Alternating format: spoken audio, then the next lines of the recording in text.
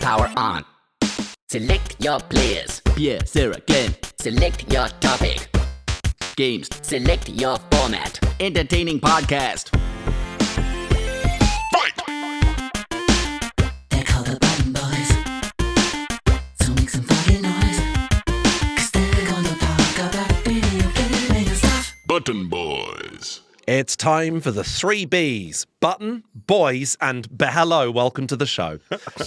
I'm Glenn Moore, joined as ever by Sarah Keyworth and Pierre Novelli. How are you all? I like hello. Hello, like B apostrophe hello. Yeah, like a sort of the name of a demon in something. It's how you doff your cap if you've got a cold. It's just lady. just reminded me. Hello. I saw a show in Melbourne. I've just been to Melbourne Comedy Festival, and there was a comedian. I think she's bringing a show to Edinburgh.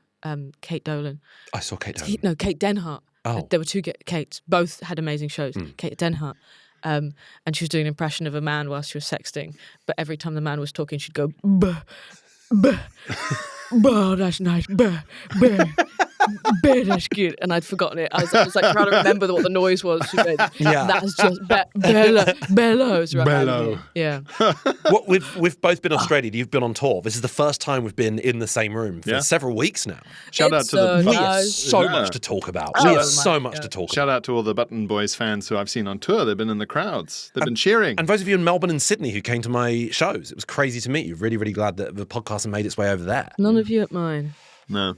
Because they were too busy at ours. That's We have 6 listeners, remember. 3 for PF, 3 for me. There's no space otherwise. Yeah. Oh, when will I get my 3? Because it's been a while. Bagsy the next 3, Bagsy, yeah, you get the next 3. So sign up to that Patreon, please, and tell 3 of your friends. and you'll be coming to live in my house. So, yes, sorry. If you're listening to a podcast, you do have to live with us.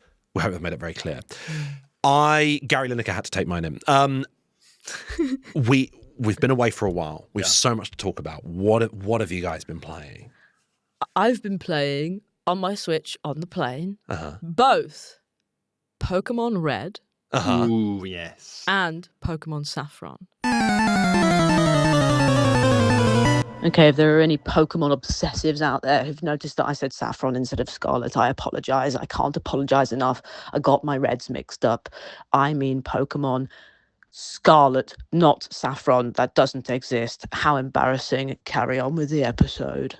Okay. I have been comparing and contrasting. Which one's earlier and which one's later? Red. Oh, I forgot about this. Yeah, that you I don't know thought about you'd Pokemon. jump on And this. I'm colourblind. So this is a whole nightmare for me. I can't even remember which one's which. So red is the early one. Red Yeah. is, so this is a sort of remastered for the Switch version. Red is like 98, 99. Yeah. OG stuff. And then Saffron is very new. Mm-hmm. And Red is the classic Pokemon style for your brain, Stardew Valley-esque, very, very simple graphics, top down. Saffron is big, bubbly, 3D, very switchy. Yeah. This with Let's Go open Pikachu. world, yeah. Oh, it's the open world one. It's open world. And when I started playing that. I got both of these for my birthday, which is the day I did before I flew out. And so I started on Saffron because I'd started playing Red, and I was like, oh, I know this, I get this. Started on Saffron and was sort of blown away immediately. It was, this is, you can see in the distance in this open world, you can see the sort of hills are rolling, and you can see Pokemon in the grass. So you can run up to them and you can fight them and you can catch them. And then playing that for a while, and then it started to have a little bit of the Zeldas about it for me. Okay, right. Started to give me a little bit of the Zeldas, where I was a bit like, I don't know exactly what it is I'm meant to be doing, where I'm meant to be going. There's a lot of like running around. The tricky thing with these games is that you don't listen. So I think that might be it. I think they probably did tell you early doors. But you can't. Okay, I can concede that. And it's remarkable you even heard me say that. So thanks for noticing that bit. I'm sitting here listening to you, aren't I? Which is not easy. It's not an easy task. I don't know how these guys do it. At home, shout out listeners. Fucking hell, man. The real heroes of this. But all they do is listen to you. Yeah, I don't listen, and I don't read, and I just want to be in it. Yeah. And the two things you need to know know what's going on is either listening and reading. I understand. Yeah. But you can't. Most games, you click a little button and it goes, here's your objective, Sarah. Yeah. Here's your objective. We knew you didn't listen. So this is what you got to be doing. And I don't know if I listened to where they told me that was. And now I can't find it again. It's funny that you say as a case of the Zeldas because you were playing a fair bit of the cutesy game on a mountain. Where you were playing as like a little bird. A long hike. Oh, fucking hell. If you're listening to this and you heard me say a long hike, the game is called A Short Hike, and I'm starting to wonder what we pay producer Ben for. It's a really good fun game. A few of the listeners pointed out on the Discord that the developer of A Long Hike was specifically inspired by Zelda and wanted to make their own Zelda-like game. Yeah. That's what A Long Hike is. But you can't there's only so far you can go on a long hike. Yeah. That also shows you how much maybe the problem was with some aspect of the essence of Zelda that needed changing. Yeah. They reduced it down. The Zelda-ness. I'm a simple creature. So what made you switch to Red? And a simple game. The lack of listening. Here's another thing, and I never thought I'd say these words. You can't climb. Oh. You simply cannot climb. So that's a positive. No. Because you need to be able to climb. I don't know whether at some point I'm going to learn to climb or I'm going to have a Pokemon that can climb with me and swim, because there are bits where there's water and if you fall in the water, it just goes, the screen goes black. You manage to get yourself out the water. Oh, like Vice City. You go back, you go back where you were.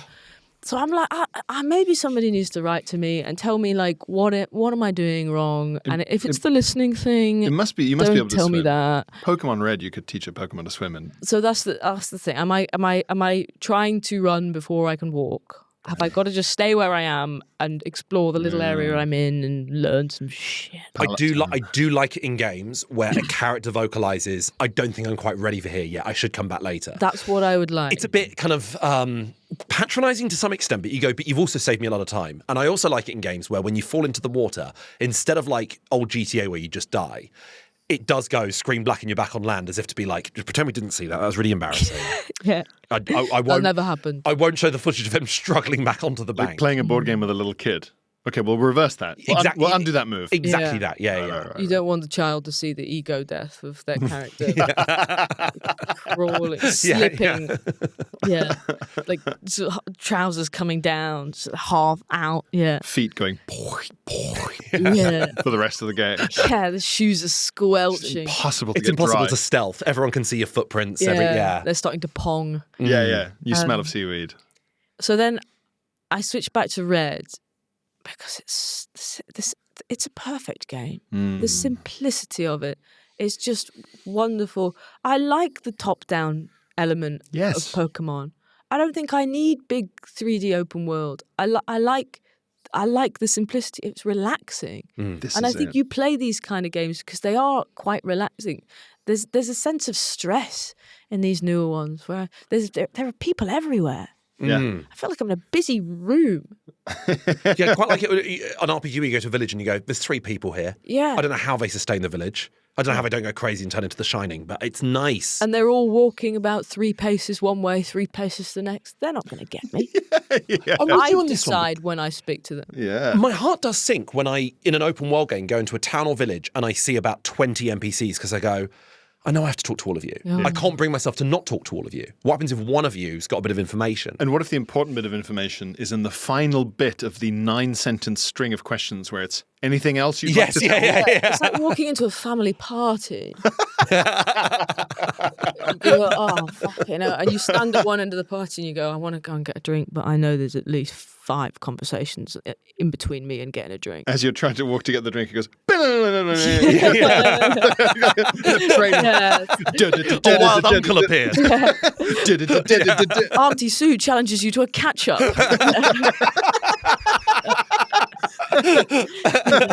You always used to love that.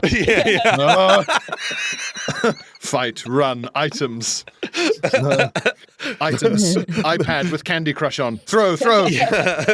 My nephew has evolved into uncle. Yes. Nephew, uncle. What's the third? Great uncle. Great I was just- uncle. yeah. Yeah, great uncle. You pushed your brother at her and got away safely.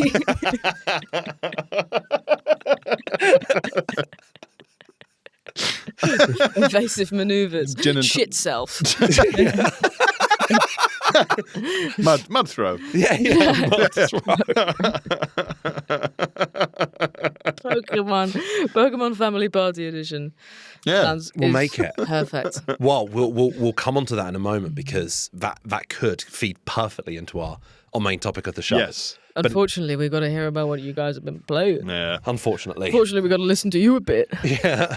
I've been playing a little game, a little non-released game called Hell Let Loose Vietnam. How? The makers got in touch and gave us a code, Gave us a code. The makers got in touch and gave us a code. Hell Let Loose. So if you want us to sing that song specifically for your game and you're a video games developer, do get in touch. Rockstar, if you're listening, we'd love to be able to do that for GTA 6. Yes, they got in touch and very kindly sent me a little testing code thing. Stuck it in Steam. And it's interesting because you're not allowed to share any screen grabs or photo. You can talk about it, but nothing else. And So it feels really classified. That's like an extra layer of realism to the game. Yeah. And there's a long string of code that is always the DVD boom. Yeah. Boom. It's always kind of on the screen so that they can tell who shared something. Oh, if ever you audition for something and they send you the script and it's got your name all over it. Yeah, all ghostly printed in the background. Yeah. Oh, a trap. I feel like I'm Getty Images. Yeah, so it's got this code all flying around, and it's good. It's good. I mean, it's early days. That's the whole point, right? Yeah. There's a couple of glitches. What can you say about it? I can say it's good fun. It's almost balanced. How loose is the hell? It's loose.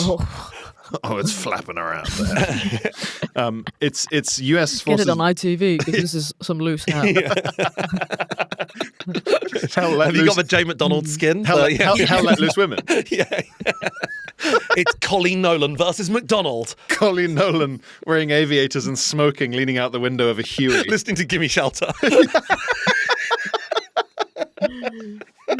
Some folks are born to wave the flag. Just there, the loose women all in a chopper together. We lost a good Judy Love out there today. Judy loves doing the platoon, the full platoon death. Yeah. That's got to go on the wall. Hell let loose women. Hell let loose women. For the novice, Yes. what is Hell Let Loose? It's the hyper realistic World War II game I spoke of quite a while ago now, where you have to just you have to crawl because if you get shot once, you die and you have to start Not again. have all these World War II games blur into one. Yes. Yeah. But But this is now a Vietnam one. This is Vietnam now. So gameplay style, like a first-person shooter. First-person shooter, Right. very realistic. Is this the one where it's you have one job? Yes. Yeah. Yeah. So you can be like helicopter pilot in this one, and there's boats and stuff. Are you gravitating more towards playing as the US or? It's chosen for you. Okay. So I've played one match of each team. The U.S. forces are the NVA, North Vietnamese Army, not the Viet Cong. How does this loose hell differ to the loose hells that you've had before? Previous one was World War II. So No, I think with technology and Now this is Nam. Oh, New War. New War. and if you get Same chosen as hell. America, it just says you lost. It doesn't let you play. You had to withdraw. There's a class on the American team which is just hippie, and you're not there. Yeah. You're just in Canada hiding. Yeah, from the depending on how draft. well or badly you play, you can see how Jefferson Airplane are charting in the Billboard 100. Yeah. You occasionally have to put a daisy in the barrel of a gun and then Yes, exactly. Yeah. But it's fiddly mechanics. You can miss. It's so hard. Yeah. It's like one of those golf games where Oh, you have to. I've got the swing right and I've just thrown a daisy at a... Yeah. You put the that's daisy what in it his mouth. Failed. It's very good. Yeah, so far it's similar. Like if you enjoy Hell Let Loose, it is the Vietnam version of it. So it's similar enough that if you're used to the game, you can sort of plug in and just start playing, which is what I did without too much kind of learning gradient. But it's interesting and new enough that it is a very different dynamic, and just jungle being everywhere is so different. Yeah, Is it mostly jungle? Is it mostly jungle based, or do you see? Does the landscape change? So there's different maps, but on the maps there'll be like a hilly jungle bit, and then there'll be like a few villages, and then maybe there'll be like a more like broad open space near like a bridge across a river and things like that. So it does vary, but the fact that there's no getting around the fact that there's going to be a lot of jungle time. Yeah, is it quite easy to stay hidden if you want to stay hidden? Yeah, I had a moment where I was genuinely surrounded by like Viet Cong and just in a bush, just trying to protect something that I'd set up, and just every now and then just having to like shoot at shadows. And if I ever got it right, you would hear like, ah! And there was one time where I thought I was being clever, and I snuck around to the like behind the enemy, and I was looking down on their army like from the hill. So I was like, this is perfect information I can give my team. This is all microphone based. So when you say pass on, that's you verbally explaining to your... I'm literally looking at a map and saying, Lima Squad, there's a guy coming just north of Who you. are you playing with if this is early access? Other early access nerds. Wow. Fine people. Fine people. Yeah. What a lovely networking opportunity. I know. This is great because it's got to be, because you were saying you hated those moments where New people join. They drop it on like Game Pass or whatever and Yeah. let people play, and now you're like, this is only for sickos. Yeah. It's sicko mode, so it's really easy to just say Lima Squad due northeast is an enemy outpost, and they'll just go got it, and they'll go get it. Yeah, because that I wouldn't. Ugh. It's so sick. Oh my God. It's going to great. take a lot of learning. I'm so glad you found your like-minded nerds. Yes. Autists only. So I was looking through binoculars and like These game directing. developers have a list of autistic people. Yeah. Okay, where are we at? Is it ready to go to the autists? Yeah. Deploy. Yeah. So I was looking through binoculars directing artillery and stuff, and it was all very good. And then I just heard like a rustling, and then and I just got bayoneted in the back of the head. Oh, I just went, no. I like that though. That's got a jump scare. Yeah. These games can turn into survival horror quite easily. absolutely, especially Yeah. with the jungle aspect. Yeah. So it's really good. I'm very grateful to the fine people at Hell. The fine people of Hell Let Loose for giving me this code. I'm excited to keep fiddling with it as they keep they update it and stuff. Very exciting. Yeah. Perhaps I will give it a go. Yeah. Taint the water, as it were. That's the Imagine first mention me of and taint all- on the podcast since we've come back from Australia. Yeah. Imagine me and all your lot. I think come barreling in. Hello! If it was medieval times, you'd be carrying the swords. it's Like a quiet. golf caddy. Yes. I think you'd be a real morale boost to the squad. It'd I be think like so. the greenhorn who's just rotated in from the You can States. hear my jester's hat jingling as I'm chasing you through the jungle. We gotta teach Keys how it works. Yeah. You take point. I'll give it a go. Yeah. I'll go into slightly more detail about gameplay for Hell Let Loose Vietnam on the Patreon. I've been playing two very new releases. One is Vampire Crawlers. I've spoken about Vampire Survivors on the podcast before. And this started off as almost a bit of a joke on the internet of Vampire Survivors being this pixelated, top-down bullet hell game where you're the bullet hell. And by the end of a level, there's a maelstrom of axes and Bible spinning around you and garlic killing all these different monsters. And it was sort of a running joke of what that would look like in a first-person game. And that's what they've made. And it's first-person... Vampire Survivors is top down? It's top-down. Yeah. So they've made this a first-person game, turn-based card game, essentially, where you walk around these sort of dungeons and there'll be a monster there, and then you'll approach them and it will go into combat. And each card you've got in your hand is like, a lightning rod, a Bible that spins round, garlic, that sort of thing. And each card costs a certain number to play, and you've got a limited number of points to sort of spend those cards on. First-person dungeon exploring card game. It being first person is irrelevant. All that means is just there's a picture of a monster on the screen. Oh, as you're you not, then do your you're not turn-based. walking around. You are walking around between that because you have a map and you're trying to work out, how do I get to this treasure chest? What's the easiest way? How many battles am I going to have to go So it's through like to you're get? walking between Gwent encounters or something. You kind of, yeah. It's a boss rush game, yeah. Is it a bit like if Blueprints had fights? Kind of, yeah, but in the very pixelated NES sort of graphical style. But the idea is you stack up because every card costs a certain amount to play. you want to basically do everything in a sort of straight. So you go, this card is worth 0, I'll play that first, then a 1, then a 2, then a 3, and then you start building up combos. It's giving Yu-Gi-Oh! And every time you play one of these things, all these axes will fly out in front of you, and eventually the screen is just slowing down because the game is struggling to sort of capture everything that's going on, and you're just constantly leveling up, getting new cards. There's not much to it. And the only downside to it is the whole time you're playing, you're like, I wish I was playing Vampire Survivors, because that is the more fun version. It's really good fun, but it is deadly, and I'm on the final level, and I cannot wait for it. I'm having such a great time. I can't wait for it to be out of my life. That 14-hour flight I did the other day from Korea to London was like that, and I wasn't ready to get off the plane. Because in my head, I'd played one round of Vampire Survivors. I hadn't. It was just like, I need it to be gone from my life. I have accidentally opened my window and let a vampire crawlers into my house, and I can't get rid of it until I've completed the fucking game. So that's been one of them. You did invite it in, though, didn't you? I did invite it in. I bought it. It costs a bit more than Vampire Survivors, but I think it's not very expensive at all. I'm playing it on Switch. The other game I've been playing, which I finished in just a few days after it came out because it was so addictive. I bought this while I was in Sydney. Pragmata. One of the big budget releases of the year so far. This is from Capcom, who are just on a constant winning streak with all the Resident Evil games and the like.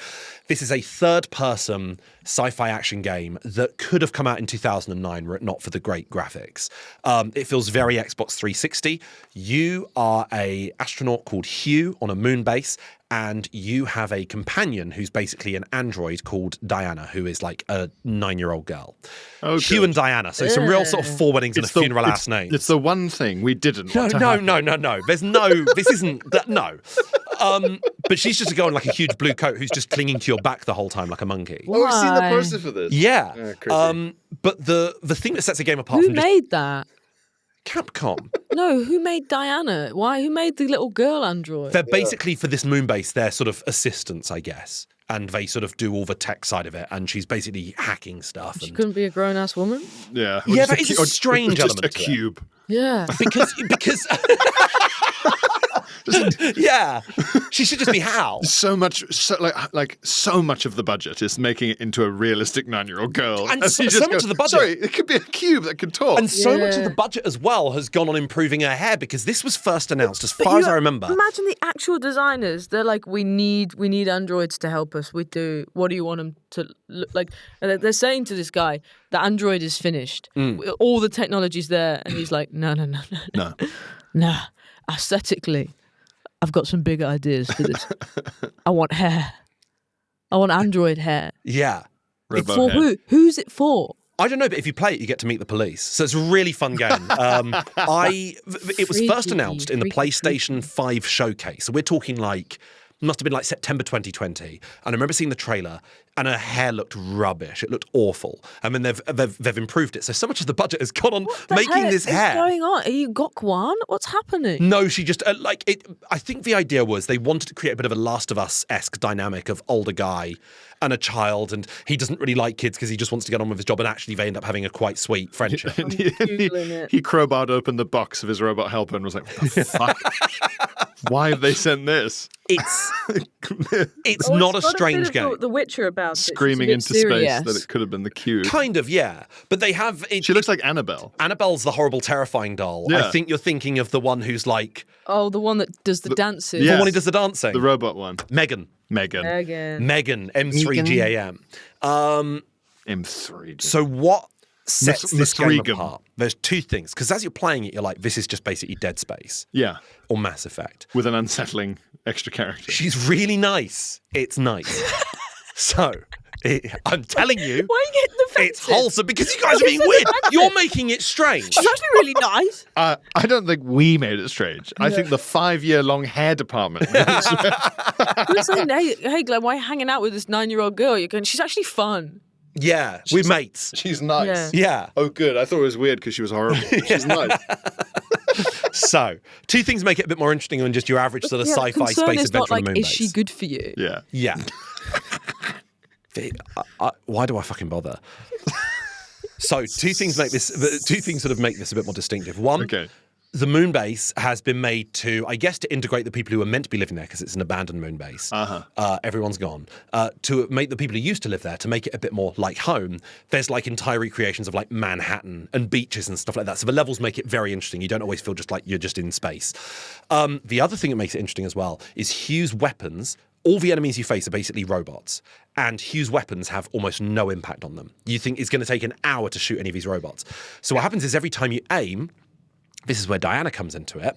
A little box appears next to Hugh's head that presumably he can't see. That's just like, I don't know, 6x6 grid. You start on the top left, and what you do is you use the face buttons of your control. Let's say there's a target in the bottom right. You just have to go circle, circle, circle, X, X, X. So go right, go down. And then as soon as you reach that target, that basically makes a robot explode, vulnerable, and then Hugh can start shooting at it. So what you're doing is with the trigger buttons and with the analog sticks, you're moving Hugh around trying to dodge these robots. All while, with the face buttons, you're trying to hack the robots using Diana. Right. So you're using two completely different parts of your brain. I thought I was going to get sick of it because I wasn't too keen on the idea of the game when I heard about it because the original Alan Wake, I got a bit annoyed at that you had to shine a torch at a baddie first, then they became weak and then you could shoot them. Yeah. And it just became a hassle. And I thought that's what this would be. It's so exciting and so frenetic at all times because eventually obstacles start coming into place and I think in my head, I thought it was going to be a bit like Pipe Dream, a bit like the Bioshock package. Obstacles on the grid. Yeah, well, I thought it was going to be, you have to rotate this. It's so simplistic. You just go, how do I find the easiest route through this maze? Yeah. So actually, it's quite simple. You feel like a genius when you're able to sort of pull it off. Yeah. And actually, the game is quite forgiving. I found if I stayed still and didn't hack, it turns out that enemies don't attack anywhere near as quickly as they would in any other action game. They really do give you a chance. Because you're trying to do two things at once. Right, okay. It's just fun. It's like, as I said, it feels like something from 2 generations ago. Yeah. It feels almost quite dated, but in a good way. But the characters are really good fun. It's just a good, like, popcorny Hollywood game. And it's not strange. Okay. Okay. That's All right. Pragmata. All right. And it's not strange. Yeah. Yes. There's nothing weird about it. So, to go back to Pokemon Relatives Edition, Yes. today's topic is we've decided we're going to pitch our own games to each other and to you, games we've created, come up with ourselves. We're going to put these on the Discord in a poll, and episode after next, we're going to accumulate your votes and see who has the best idea for a video game.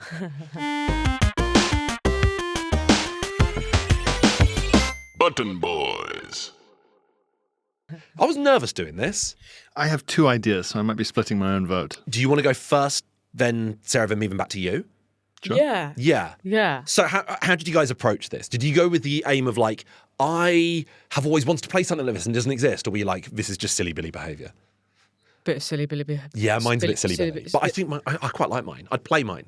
I feel excited about mine, but it's silly Billy. My one would be like, if you heavily modded Crusader Kings 3 enough, Okay. you could do this. Right. But I want it to be like Crusader Kings, but just about something that I had to study for 3 years at university level, the early medieval church. Right.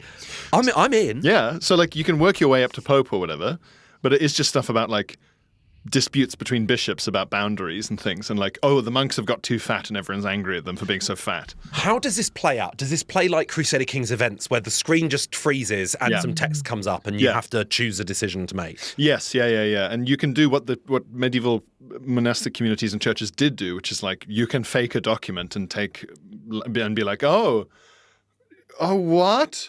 400 years ago, Saint Podcast Studio promised all of those amazing fields to our monastery. Sorry, guys. And then you write a letter to the Pope and hope that he says, yeah, So, it looks cool. I've never played Crusader Kings, so tell me about the gameplay. What's it look like? It looks like... Picture every game you picture when Pierre talks about games. yeah. It's amazing, but it's a full-time Yeah, but there's job. 2 options of that. There's first-person shooter or there's top-down strategy. Top-down strategy. But, and but it's a big map. It's not like Age of Empires. it's a map of So the it's- entire world, and it's split up into different counties and districts and countries. So not super detailed, more. And it's very, very simple. It looks you feel like you're looking at quite an old map of the entire. So it'll Yeah, be like yeah. a map where it'll be like Yorkshire, Lancashire, and So your map is of.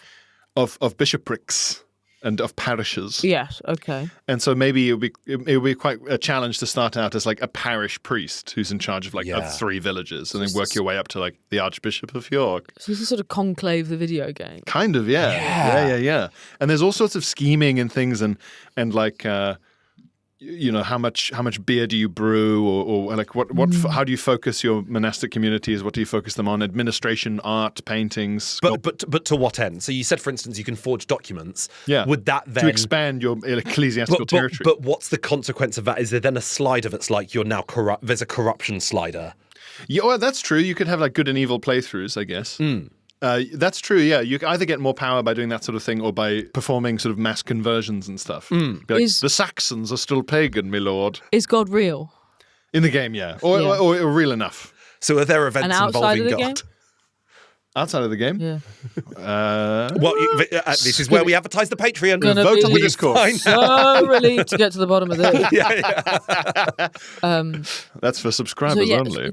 Would God get involved in the game? I think you would have to put in things in the game that are like reported miracles. Do you think could you have a how much God you want in it?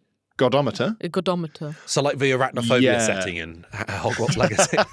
Yeah, if you're scared of Are you God-fearing? then you can put him in loads. Yeah. That's true. You can have a godometer. Yeah. I think you'd have to do it the way that like the Catholic Church now still deals with miracles in a very particular way. Like you have to get like doctors and skeptics to go and investigate and stuff. They don't just go, yeah, sure, sounds sick. It's like a haunting, isn't it? Yeah. Yeah. So you would have to like choose how to react as like you're the bishop of an area. Some guy in a village claims to have cured someone else's sight. Yeah. Well, do you try and turn him into a figure of religious amazingness, or do you burn him? Ooh. Oh, I like this. Yeah. So you got early church simulator, and you've got to be like, if we can mass convert the Saxons, but you need to make enough money to basically bribe. Like Rollo the Viking, when he was converted, and this is something I had to study, they basically just repeatedly bribed him with loads of like gold-covered, jewel-embossed versions of the Bible and like beautiful clothes, and like, these are your baptism gifts. And he was like, yeah, my what? And just dunked his head in a few times, and So there's all kinds of weird little things like that. What's the aim? Is the aim to become Pope? It's like Crusader Kings 3. The aim is whatever you want. It's right, okay. There's no end game. It just keeps going and going until, I guess you pick an end date, which Crusader Kings 3 ends in what, like 1400 or something? Yeah. Just get there. Yeah. That sounds excellent, It Pierre. does sound excellent. And it sounds right up your alley. And there are more than enough people out there like me. Yeah. I would could mod absolutely this. play this. Yeah, I think it'd be good. Have you got a name for it? What sort of thing would you call it, do you think? Oh, man, I mean, the Rule of Saint Benedict or something, or Land of Pope and Glory. Yes. If I saw on I'm trying to think Steam, of Pope puns. That's nice. if I saw just the name Saint Benedict, I'm wishlisting that. So I'm just so let in by like Pentiment or anything like that. I'm so into that. Yeah, I don't know what. I'm not sure what you would call it. Yeah, something with that vibe. There aren't many monastery-based games or church-based games that aren't hitting you over the head with like a religious educational experience. That's it, yeah. And the irony is that this would be if it was as detailed as Crusader Kings 3 is with all the other historical stuff. Yeah. It would be the kind of game where if I'd played it before my degree, it would have been really helpful. Just to understand things like monastic reform and the Rule of Saint Benedict, which are things I had to learn. It'd be good if every subject had an educational video game. Oh, man, it'd be so good. I'd learned French so much. I learned more French from trying to figure out how to install custom maps for Medal of Honor than I did from a lot of French classes. That's the funny thing. If you had a game like Sims, but it was actually speaking real languages. Yes. You'd pick it up. You'd have picked up on it eventually. Yeah. It has to matter. I Whereas think even GCSEs, like if there was a Great Gatsby video game and it was like tap X to beat boat against the current sort of thing, like I would have like hammering it. ceaselessly. So it's like, I can't win. And the game's like, exactly. Well, learning experiences is good. I think, so next week's episode, let's make that what you have learned or what you wish you've learned from games. Nice. But what we've learned, because there's got to be stuff. Oh, yeah. Tricky for the one that doesn't read. Gonna have to do some reading. What's your game? Okay, I'm excited. I mentioned Sims earlier. Okay, so the first half of the game is Sims. It's Sims. Okay. You're in your neighborhood. You can make friends. You can learn skills. You're building your house. Yeah. Yeah. At a certain point in the game, maybe like a Sims year in or something like that, the tone shifts. Zombie apocalypse. Oh, nice. And This is everything good. that you've built up until that point impacts how you fare. So who you've befriended. Can you where you're going to haul up in the village, where you visited, what skills you've gained, how strong you are, whether you can grow vegetables.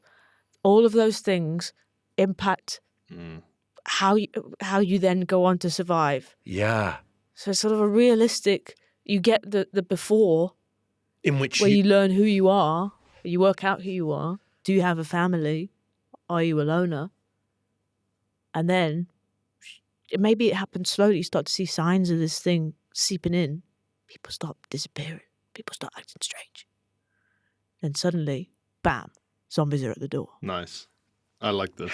this is great. Yeah. How are we advertising the game, and are you keeping that element a secret from the player?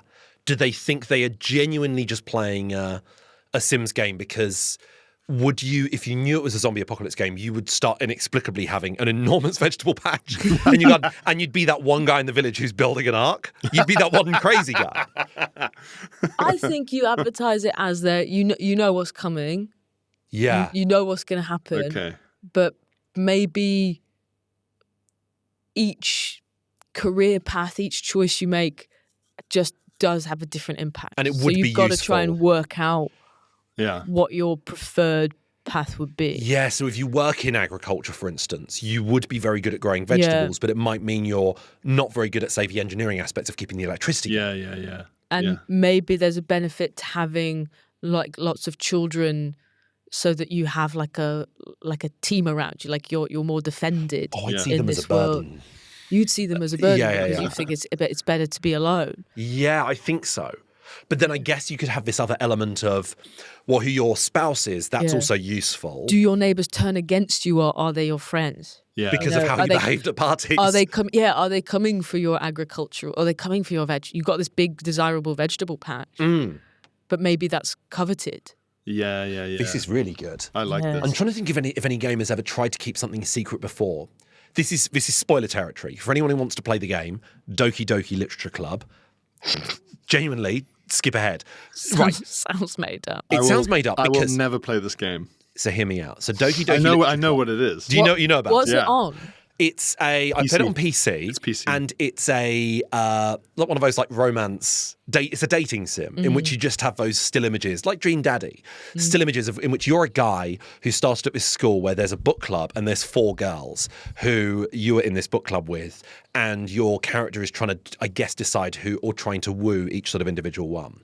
But it's like the game gets infected and one of the girls gets killed, and then it turns into full-blown horror. But the idea is the screen is like glitching out over time, and it's such a slow burn. We're talking like a good hour or 2 into the game where you even get your first little hint that something's off. But it doesn't work because most people who play that game are going into it knowing that it's a horror game. And if you just wanted a dating sim, then you're going to be absolutely traumatized. So I don't really know who it was for, but it was a valiant attempt and a really decent The screen idea. really does glitch. Like the screen glitches when the game's not on and stuff. Like No, I it don't. moves around your icons and shit. Like Yeah, it's like your computer's haunted. Yeah, I don't it's- like that. So I imagine if you were just playing a dating sim, it would fuck you up completely. Yeah, you'd never get back out there. But this is great. What sort of thing would you call it? So basically, I was like, this was inspired because I was thinking, my first idea was you're playing The Sims, and then the moment you have your firstborn child, they get kidnapped and the game turns into Taken. That's really good. That's nice. And then you got to try and get the kid back. And then I was like, I have a very particular set of Wabaduba. so you, yeah. The skills are just cookery. You and all stuff all on this bookcase. That's my particular set of skills. I know about You it, have yeah, to make but- that phone call. So you click on the phone. And it's like order and takeaway. It's like call kidnapper. Did the kidnappers come in like the burglar at night? You're like, That's, oh, no. what, that's what I was picturing. Yeah, It's got to be that guy. Yeah, Use yeah. it, Yeah. Takes the baby. Before that, it was a really sweet game where every morning this big car came and took your daughter to U2 every day. But like you choose when that happens because it is when you have the first child. Yeah. So if you could sort of trigger it yourself. Delay it and Yeah. So you Nice. could have the Taken expansion. And then I was like, maybe this is just a series of Sims horror expansion packs where there's zombie apocalypse. And then there's Yes. Taken. Have they done anything horror wise, or has it all been quite gentle? Sims Halloween. They've done Halloween, but that's very cutesy. Yeah. Sims disasters Yeah. Yeah. Yeah. as opposed to Sims disasters. Nightmares. Yeah. Sims Nightmares True, is great. true life nightmares. True. Yeah. Sims Well, nightmare. Sims nightmares would be great. Sims worst case scenario. And then You always think it will happen to somebody else DLC. well, you can have like Exorcist. Yeah. Like your kid just starts going, Yeah. "Ah, ah," Yeah. and just like yeah, spinning they around and pixelate the vomiting. bed, but you can see someone is kind of floating a few feet above it. This is great. Every good action movie. And Yeah. But I like the idea of it turning into survival, or the Taken one kind of turns into a bit of a GTA situation. So suddenly it's not top down. Suddenly it's like first, maybe third person, and you've got to go to Sim City. More games should switch perspective. You got to go to Sim City, and you got to try and get the kid back. That's really good. That's good. I like it. That's really nice. I'd buy that. Good fun. And fun, exactly. Good fun, and all the choices, the amount of logic you have impacts what you can do. Yeah. The amount of charisma, Yeah. Bladder. the amount Yeah. of bladder you have. Yeah, Yeah. because that's always been the stat in The Sims, isn't it? Oh, that's funny. Bladderometer. Yeah, that's funny. You got eaten by a zombie because you really needed a wee. You gave your Yeah. position away. Yeah, they could. Yeah. There was a scent trail essentially. Yeah. This is great. This is great. I'd play both of these games. Nice. But all those stats apart from bladder, I get. I mean, at that point, you're just pissing in the garden. Aren't You're you? just pissing in the garden. For the Yeah. vegetables. It's for the vegetables. It's for Yeah. the good of the vegetables. It will help. But all of the hunger and the tiredness, you got to try Yeah, and get them all of that stuff. You got to look after. They got to go to sleep, and they got and the social element. Maybe you're a loner, but then your social bar goes down. So what are you going to do? Yeah, that's interesting. Also, I guess if the zombies did invade your house, you could get into the swimming pool, delete your own ladder, Yeah, and just go, I all guess I for a live swim. here now. They're all standing at the side. Yeah, just waiting patiently. My one is based on the fact of it's quite clear from the games I play that I would like to have a job in the service industry. Oh, Like it's quite apparent that playing like Discounty or Stardew Valley, that Yeah. I would like to have a 9 to 5, a job that I can turn up to. Your dream is the cover life of Saul Goodman, which is Yeah. to run a Cinnabon. Let me guess. Yeah. This game's called Glenn Works at H&M. Yeah, it's called Company Man. No, this game is called Art Centre Bartender. You work at I know exactly what you mean. You work at an art like centre in a Salford regional Lowry or town. Yes, you work at an art centre in a town or in a city you choose. During the day, you are going into town. You like Stardew Valley. You could in Stardew Valley just focus on your farm, but a good fun part is going into town. It's non-compulsory, but talking to the other people there. So that's what you can do, and also build up enough supplies and make your purchases to stock up what's going to be on your art centre and how much are you going to expand into a full-blown restaurant, etc. And also, what you have to do during the day is go on your computer and just basically program what's going to be on the art centre in future weeks.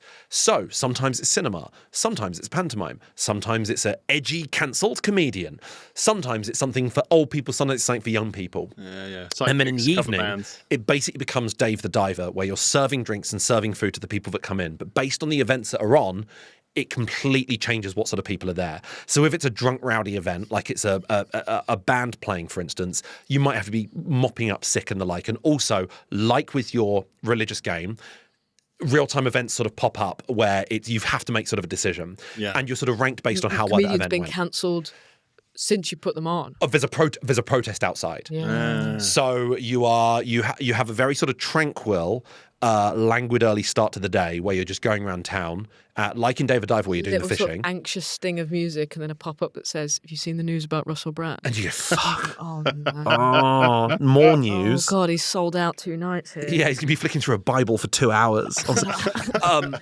And then the evening is like the frenetic, minigame stressful bit where you're serving drinks and trying to pour them and the like. I think it would be good fun.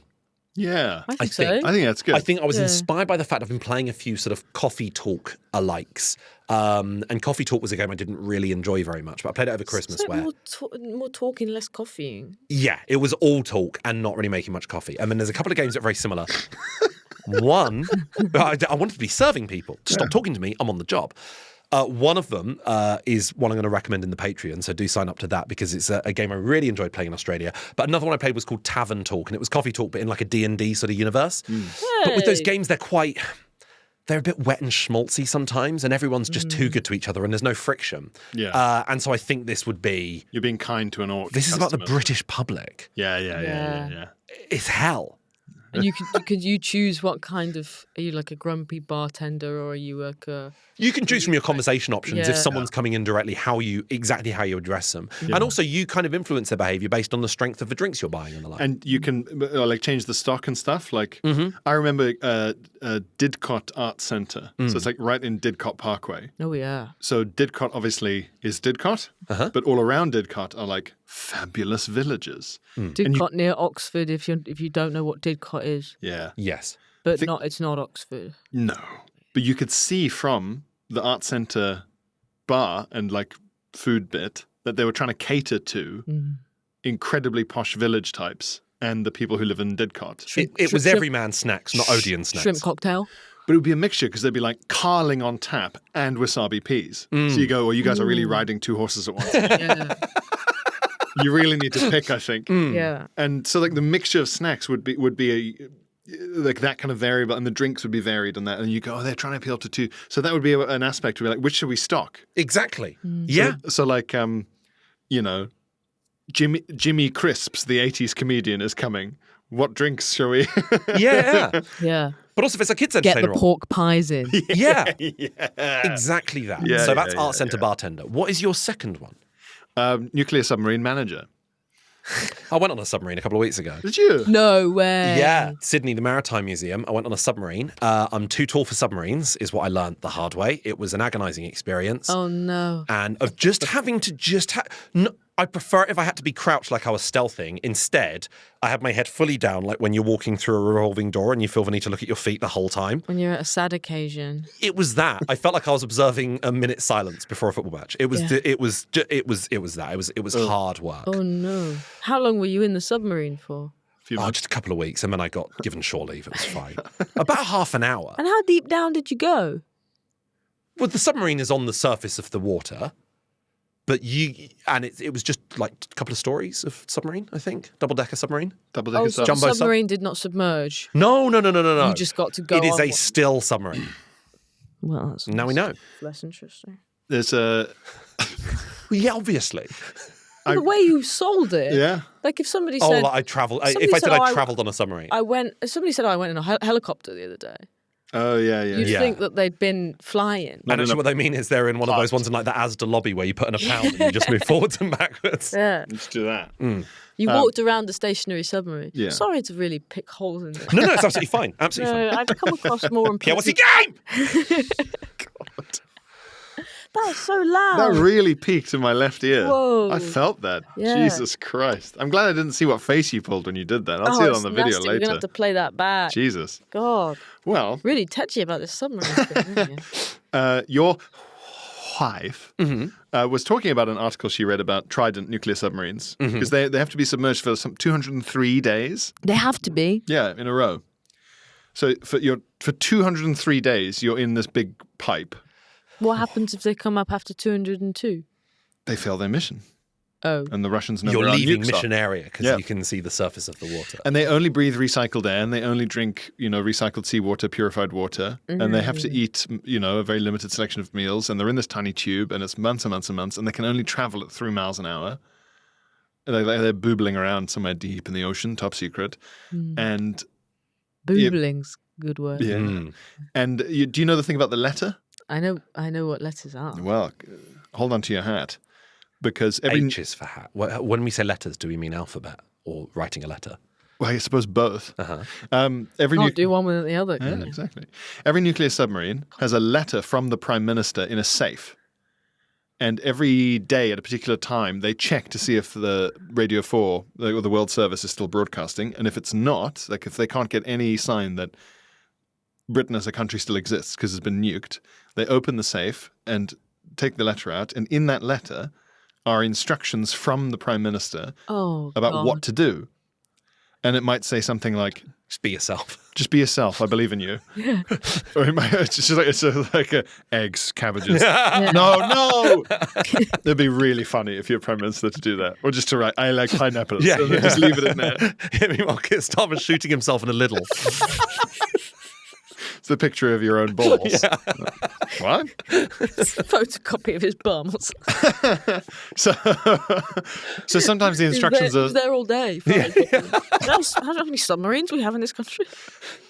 Sometimes the instructions are like, just join the American Navy if it still exists. Or it's just like, immediately nuke the following Russian cities. Imagine just writing in those case. letters. You kind of sat there and you're like, I don't know. Yeah, exactly. I don't fucking know. And they're top secret, so that it's very hard. So anyway, it's a very high stress situation. Oh, God. And you can't make that much noise, and everyone is always about this close to going insane. And it's BBC Radio 4 that's the thing that they tune in. World Service, yeah. God. Yeah. It's either that or like smooth because the signal could be intermittent. Do you know what I mean? We've all tried to get a commercial station on the motorway, like in a rural town or whatever. It gets impossible. We're often on BBC Radio, but we've all been on BBC Radio. Imagine we're the thing they're tuning into, and like they tune in, and I think they tune into the World Service. and they listen to me on the Now Show, and they're like, "Oh, thank God!" No need to nuke the Earth. Alfie Moore sits a fair cops on, so we're okay. So I think it would be like a kind of top-down sim style thing, but you are the captain of the nuclear submarine. You have to not be detected. You have to do missions that come through. And the other thing they were saying is that like there's only like coded messages can come through from like your family. Like it's 9 months, you know. And if bad news comes through, then the captain learns the bad news and can't tell anyone till the end. What? Yeah, but well, what if it's really bad news and the person in charge of pressing a nuclear launch button goes crazy? Just don't tell the captain in the first place then. No, the Maybe captain... You're just giving him all this information that he can't tell anyone. I'm so, like, you can't give him secrets. That's not fair. That's crazy. That's not fair. No, but when the mission is over, it's the captain's job to sit everyone down in a room and tell them. So he just goes through in a long list. Yeah. All right, dead wives. Dead wives. That's Yeah. you. Bing, bing, bing. Put your hand up if you've got a wife. I'm going to ask four of you to John, step put forward, your hand please. down. Exactly. Crazy. Exactly. Yeah. Yeah. Yeah, so it's the whole situation is so insane. I think as a kind of people management and machine management thing. God, it'd be a bit like this war of mine, I guess. Yeah, exactly. And would it look similar like the numbskulls? Almost. Ideally kind of top-downy, a bit like the Commandos 3. Okay, yeah. Isometric. And then just like rotate it round. outside the submarine, it's just the kind of infinite blackness of deep sea. Oh, you'd save a lot of money if you don't have to animate much. Yeah, You've just got exactly. the That's dark true. sea, yeah. Yeah. Coming to the surface. And then just the stuff comes through as notifications like, okay, your thing now, you've got to like go silent because a Russian sub is nearby or you're spying on a ship or something. So Oh, I guess if you're playing on controller, it could have that thing Until Dawn had, which was stay as still as you can. You had to hold the controller as still as you could. Ooh. apparently on these Trident submarines, they have like a gym, but all over the place are signs where it's like no unnecessary noise. Like even if they like, if you lifted like a heavy weight in the gym and then dropped it, like an enemy could hear that. Imagine being stuck on the toilet during those times. Yeah, absolutely fighting for your life.